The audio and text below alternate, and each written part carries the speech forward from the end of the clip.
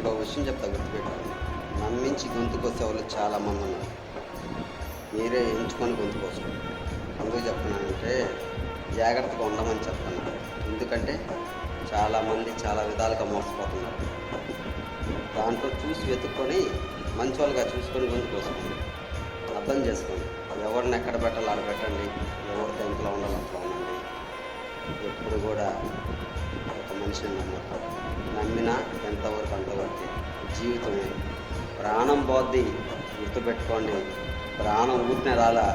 తల్లి 9 నెలలు కనింది.